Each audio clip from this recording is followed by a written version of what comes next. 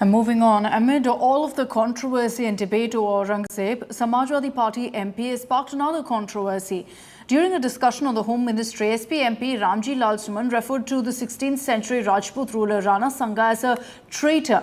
And this statement has now kicked off another political storm. The Samajwadi Party Neta made the remark while countering the BJP statements about the historical lineage of Indian Muslims. And so he went on to say that if you claim Muslims are the descendants of Babur, then you are also the descendants of traitor Rana Sanga. His statement has triggered strong backlash from the BJP, who referred to this comment as an insult to Hindus as well as to the Rajput community.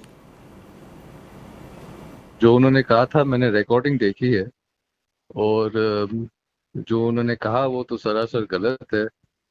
आप किसी भी नजरिए से देखें, भले आप किनके बारे में कह रहे हैं, क्या कह रहे हैं और किस जगह में कह रहे हैं, वो इन तीनों एंगल से आप देखें तो सब हिसाब से जो उन्होंने कहा बिल्कुल सरासर गलत है और उन्होंने ऐसी बात नहीं करनी चाहिए थी। तो एक्चुअली इनकरेक्ट है और बाबर के खिलाफ महाराणा सांगा ही लड़े थे और जो भी उन्होंने कहा और उनके कहने के जो तरीका था वो सभी सरासर गलत। बाबर को लाया कौन?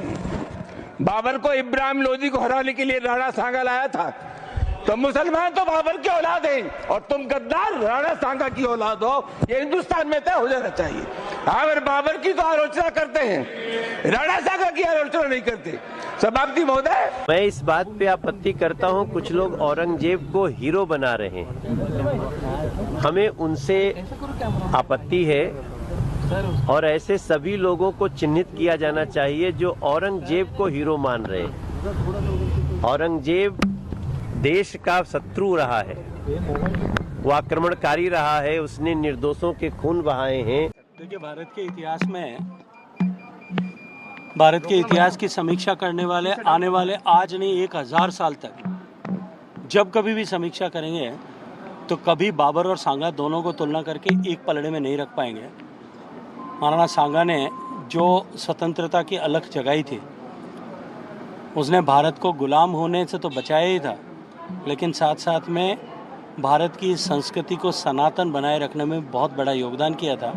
कुछ तुच्छ बुद्धि और छोटे हृदय के लोग इस तरह के अपने जो है चर्चाएं करते हैं। मुझे लगता है कि इन चर्चाओं के लिए कोई गुंजाइश भी नहीं। लंबे समय से राजस्थान के गौरवशाली इतिहास को किसी न किसी प्रकार के तोड़ मरोड़ करके कतिपय लोग और वो लोग जो अकबर को महान कहते हैं, आज राणा सांगा जैसे मातृभूमि के लिए अपने एक एक शरीर के अंग में अपने जीवन काल के अंदर घाव झेलने वाले व्यक्ति को गद्दार कहते हैं।